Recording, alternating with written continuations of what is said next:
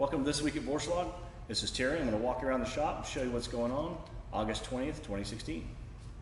Project Danger Zone came back from Heritage Collision Center this last week. Beautifully painted inside and out. Gloss, super bright white paint job. Our guys have already started putting it back together. Our weight sled here that bolts in. We actually did an aluminum false floor. This looks prettier than the fiberglass. Started putting the padding back in place, and we'll install the seat. Build a little section of dash here. The roof is all painted white. We'll put the plexi hatch on. Made an aluminum cover for this back section, which was open, kind of ugly. Just prettying up some things. Put a steering wheel on it, we'll call it done. The 92 Corvette engine is all rebuilt, and everything under the hood is really sorted. We've got the dual master cylinder with the balance bar, brake cooling, wrap the exhaust. There's a lot of good stuff going on under the hood of this car. We're not going to race again. It's just too pretty for me to race now. Very competitive in NASA TTC class. Maxed out power to weight ratio. Every loophole in the book could be found. We have. It could also be run in the new TT4 class, which will be new for 2017, which will be a power to weight ratio class to replace the old TTB. This car could easily be maxed out for that class. We have a set of 1812 Ford Stars with 335s all the way around that fit under these flared fenders. Our friends at Heritage installed these permanently. They look really nice.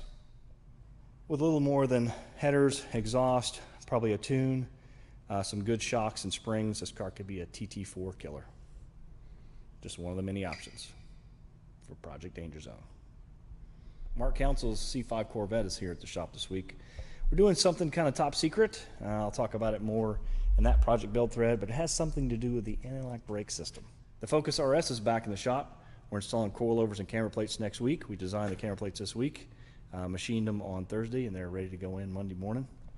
Todd's got another Optima event at Road America in about a week, so we've got to get this wrapped up, hopefully get it back on track, do some testing.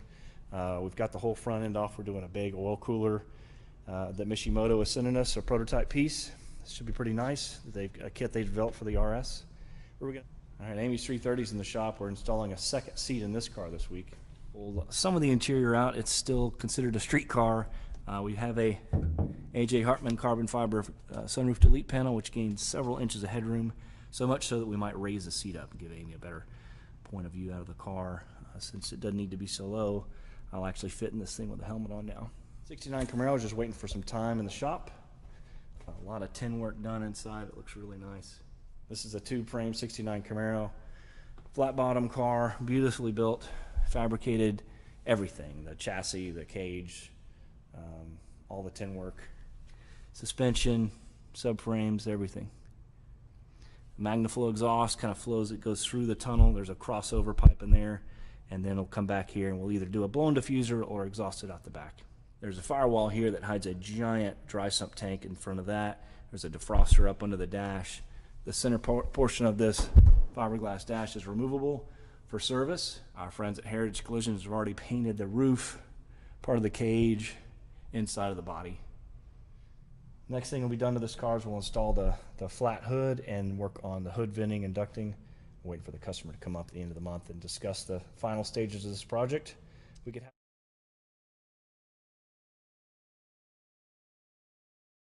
the dual plane splitter is actually what the front of the Camaro will have. It looks pretty nice. I can't wait to see this all in body color and painted white. It's going to look sharp. This beautiful Le Mans blue E46 M3 was in the shop this week. Customer brought it up from Austin area. This car had a really bad subframe reinforcement welding job done, and the welds are pretty atrocious. We had to grind them all down, fix a bunch of cracks, and re-weld the plates on. It's like the third E46 reinforcement job we've done the last 2 weeks. We did a subframe reinforcement job on this one. It was Donnie's first time doing E46 chassis reinforcement. Lots of fun.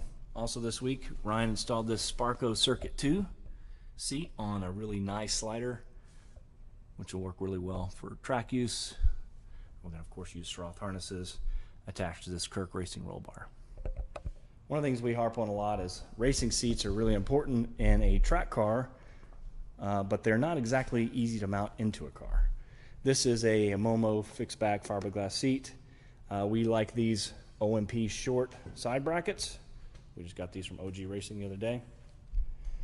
But to make this fit into the car often takes an adapter bracket for the chassis side. And that's what this is right here. This is something that Ryan built.